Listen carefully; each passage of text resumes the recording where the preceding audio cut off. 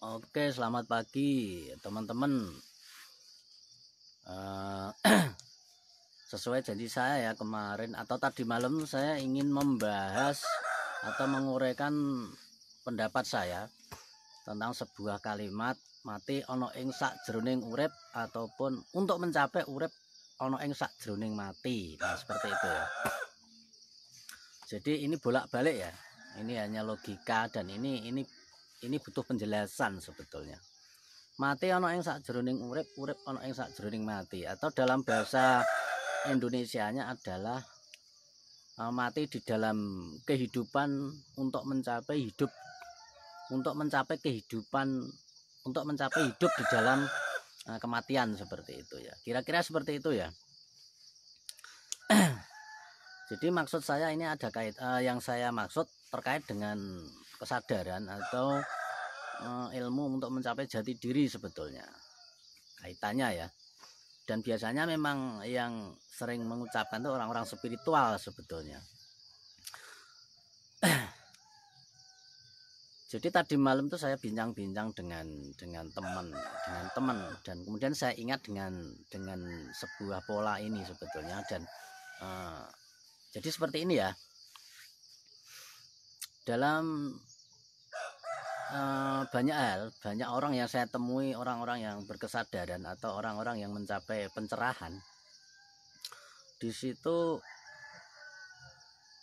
hampir semua itu mengalami entah itu alami, entah itu dalam posisi dia menciptakan sebuah kematian atau mati ono ing sakjroning urip ya. Jadi mati di dalam kehidupan. Mati yang dimaksud mati itu mati apa gitu ya, kan seperti itu. Mungkin Anda bingung ya.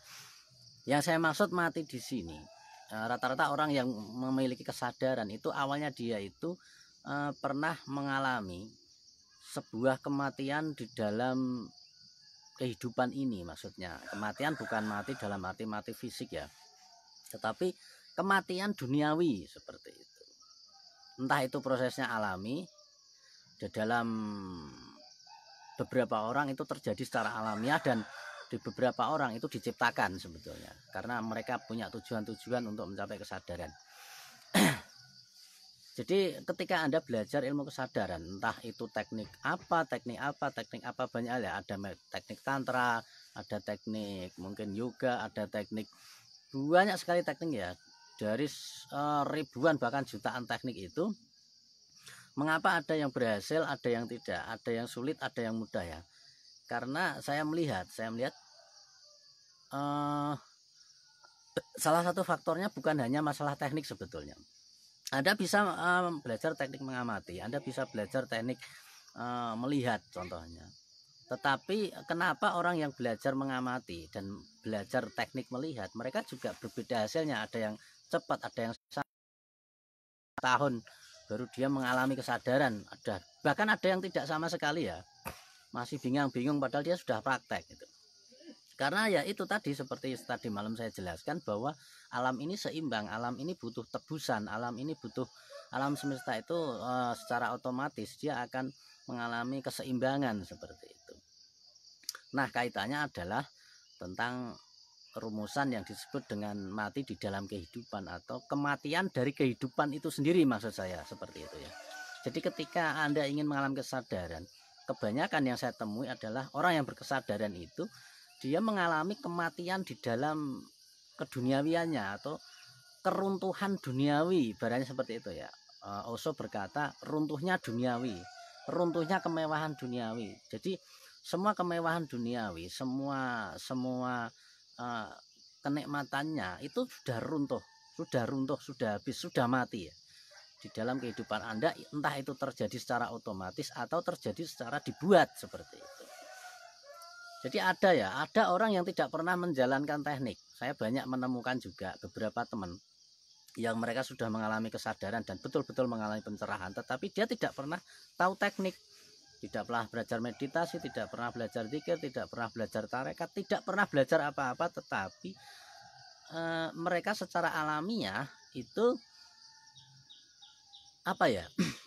secara alamiah mereka itu mengalami kematian dari kemewahan duniawi atau runtuhnya dunia.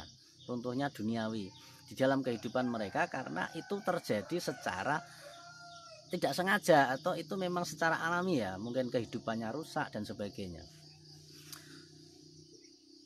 Ada yang mungkin seperti ini ya, gara-gara masalah mungkin bangkrut, ya kan, mungkin bangkrut, mungkin karena bisnis nggak jadi-jadi sehingga bangkrut sampai total, sehingga kemudian dia mengalami kematian gitu loh, mengalami kematian dari harta, sehingga dia tidak mau lagi harta, dia jenuh ya, karena sering gagal, kemudian seperti keterikatan terhadap harta itu malah lepas gitu loh.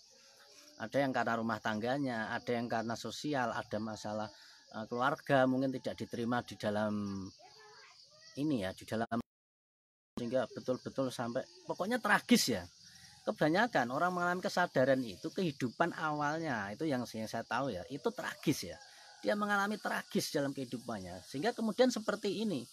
Logikanya seperti dia itu tidak diterima oleh dunia gitu. Seperti dia itu diceraikan oleh dunia, sampai seperti itu ya. Jadi banyak ya teman-teman saya yang saya kenal, mereka awalnya dulu ceritanya itu mereka seperti diceraikan oleh dunia gitu. Sehingga kemudian mereka berpikir, mereka merasa bahwa mereka tidak berharap lagi terhadap dunia ya. Saya pernah ketemu beberapa orang cowok dan yang jelas satu cewek yang dia masih belia, dia masih muda banget, bahkan dia belum menikah, dia cantik, tetapi dia betul-betul tidak terikat dengan duniawi ya. Itu luar biasa ya, dan saya tidak pernah ngajari dia itu pengetahuan dan kesadarannya tumbuh dengan sendirinya secara alami, tanpa berguru, tanpa teknik, tanpa meditasi, tanpa zikir. Dia tidak pernah mengenal itu, sama sekali tak mengenal itu, tetapi dia terbuka kesadarannya karena proses alamiah yang terjadi dalam hidupnya seperti itu ya. Dan itu works menurut saya ya, menurut saya work itu luar biasa.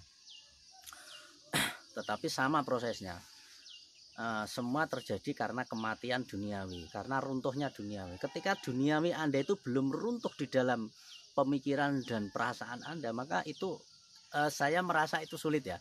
Walaupun Anda belajar sama guru, walaupun Anda sudah melakukan teknik ini, teknik itu, tetapi yang paling utama sebetulnya salah satunya ini sebetulnya. Anda harus terjadi Tuhan duniawi, sehingga betul-betul seperti Anda itu diceraikan. Seperti apa ya rasanya itu? Seperti Anda itu dibuang gitu loh. Seperti Anda itu tidak berguna di dunia, seperti Anda itu sudah dilepaskan dari dunia, diceraikan dunia, sudah tidak berguna lagi, seperti Anda itu sendirian ya. Kemudian Anda itu seperti sendirian, nggak punya kawan, nggak punya apa ya, nggak punya teman, nggak punya saudara, nggak punya apapun. Jadi betul-betul ya, betul-betul itu sendirian ya. Dan mulai ketika sudah terjadi seperti itu ya, Anda sudah jenuh dari duniawi, sudah tidak ada keterikatan dengan duniawi, sudah seperti bercerai dengan duniawi, entah itu alami atau dibuat. Nah, disitulah mulai ada kemudian fase kedua yaitu urip ana ing sajroning mati ya. Jadi tadi kan mati ana ing sajroning urip, kemudian setelah terjadi itu maka fase selanjutnya adalah urip ana ing sajroning mati atau hidup di dalam kematian, ibaratnya seperti itu ya. Artinya apa hidup di dalam kematian atau kehidupan di dalam mati? Ini Anda mempunyai kehidupan sendiri, Anda mempunyai sesuatu pusat tersendiri yang itu hidup. Anda mengenal hidup, tetapi tidak terkait dengan duniawi, karena kan tadi Anda sudah bercerai dengan duniawi ya, sudah diceraikan. Kemudian ketika Anda bercerai, Anda akan seperti Anda itu kemudian diterima oleh Tuhan. Seperti sudah lepas dari perceraian Anda dengan duniawi ini, entah secara otomatis atau secara dibuat. Nah, kemudian Anda akan beralih orientasi dari kehidupan ini, karena ini sudah bercerai. Anda kemudian menikah, ibaratnya ya, Anda menikah dengan kesejatian, dengan diri Anda yang sejati, dengan kemurnian, dengan ketuhanan mungkin bahasanya ya. Tapi saya nggak berani muluk-muluk ya ini berdasarkan pengalaman aja dan pengalaman teman-teman juga. Kemudian Anda seperti mendapatkan pusat baru atau mendapatkan satu kesejatian yang itu betul-betul murni seperti itu, dan itu disebut dengan kesadaran ya. Anda hanya hidup di dalam kesadaran itu, di dalam kematian dunia gitu. Dunia Anda mati, dan Anda hidupnya di situ, di dalam kesadaran seperti itu. Maka Anda itu seperti sendirian ya, seperti sendirian, nggak punya keluarga, nggak punya apa, nggak punya ini dalam perspektif ya, bukan berarti beneran enggak ya. Dalam pemikiran Anda, dalam konsep Anda, dalam pola hidup Anda, mungkin semua berdasarkan pusat tadi ya, pusat kesadaran Anda seperti itu. Makanya di dalam film Mahabharata itu pernah disebutkan bahwasanya Krishna ya, Basudewa Krishna itu mejang kepada Arjuna. Sebelum perang itu terjadi, dia sudah memprediksi bahwa seluruh keluarga dari kerajaan Kurusetra pada waktu itu, mereka semua akan mati, mereka semua akan habis, mereka semua akan lenyap. Yang hidup hanya Pandawa. Nah seperti itu ya. Nah, padahal notabene-nya Pandawa sendiri, Pandawa 5 itu, dia bukan keluarga dari keluarga Kuru sebetulnya. Mereka itu anak dewa ya. Karena mereka tidak lahir dari sebuah hubungan intim gitu loh. Mereka tidak lahir dari sebuah hubungan seks gitu loh. Tapi mereka adalah lahir atau ada itu anugerah dari beberapa dewa, termasuk Dewa Surya, Dewa Indra dan sebagainya. Karena doa dari Dewi Kunti tersebut, sehingga kemudian apa yang terjadi? Yang terjadi adalah mereka itu bukan dari keluarga Kuru sebetulnya. Mereka bukan dari keluarga Barata ya, seperti itu ya. Jadi ini seperti apa ya? Seperti simbol ya, seperti simbol bahwa ketika Anda ingin mengalami kesadaran, maka semuanya harus mati gitu loh. Semuanya harus mati, semuanya harus musnah, semuanya harus habis gitu. Semuanya harus habis, semuanya harus lenyap, semuanya harus, Anda benar-benar bercerai dengan duniawi ya. Anda betul-betul harus bercerai dengan duniawi, atau secara alami dunia itu sudah menceraikan Anda, sehingga Anda seperti sudah tidak ada yang diharapkan lagi di dunia ini sebetulnya. Seperti itu ya sampai ya.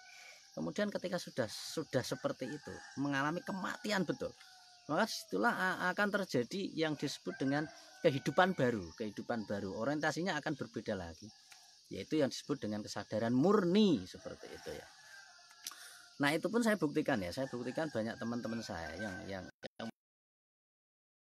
pernah berguru, tidak pernah tarekat, tidak pernah zikir, apa ya, belajar meditasi pun nggak, asing ya, meditasi itu apa, mereka nggak tahu. Dan mereka benar-benar mengalami gitu loh. Mereka nggak tahu konsepnya, nggak tahu rumusnya, tapi mereka mengalami. Dan itu yang jelas, saya pernah bertemu seorang wanita tadi, seorang cewek, dia cantik, dia belum menikah, dan dia memang betul-betul mengalami itu ya. Dan dia sudah tidak berharap lagi dengan dunia ini gitu. Dunia ini sudah tidak ada yang diharapkan lagi seperti itu. Sampai dia menikah pun mungkin dia juga nggak mikir gitu loh. Udah nggak mikir lagi, dia merasa sudah, mungkin perasaannya seperti diceraikan itu ya. Diceraikan dunia. Makanya di dalam film Mahabharata memang itu sebuah simbol juga ya, bahwa kematian keluarga Kuru itu adalah kematian duniawi ibaratnya seperti itu. Semua orang kerajaan semuanya mati, termasuk keturunan Pandawa ya, anak-anak Pandawa yang berapa puluh itu mati semua, dihabisi oleh anaknya grup Drona ya, ceritanya seperti itu. Saya paham betul cerita itu. Nah, dan kemudian yang berhak hidup itu hanya kesadaran yang diwakili oleh Pandawa 5 tersebut. Karena Pandawa 5 itu bukan berasal dari dunia gitu loh. Mereka adalah anak dewa, mereka adalah kesadaran murni. Nah ibaratnya seperti itu. Ketika keduniaan Anda itu sudah mati lenyap, sudah menceraikan Anda, maka Anda akan dibawa kepada sesuatu hal yang bersifat murni gitu. Nah makanya kenapa orang-orang yang tidak, mereka suka belajar meditasi, belajar apa ya, kesadaran dan banyak berguru, tapi mereka sulit. Mungkin karena itu ya, salah satunya memang belum mengalami perceraian dengan duniawi, sehingga tidak bisa menikah dengan kesadaran, ibaratnya seperti itu ya. Jadi ini bisa dibuat sebetulnya kalau Anda bisa dibuat ya sebetulnya. Kalau Anda tidak diberikan sebuah tantangan oleh yang otomatis Anda bisa membuatnya. Anda harus membuat itu ya, sehingga Anda bisa. Jadi tidak boleh ada satupun yang Anda harapkan di dunia ini sebetulnya kalau Anda ingin mengalami kesadaran. Jadi Tuhan itu sifatnya memang tidak mau, dia cemburu ya, tidak mau diduakan. Tidak mau diduakan, ya, dia harus meligi ibaratnya. Itu ya apa ya bahasanya?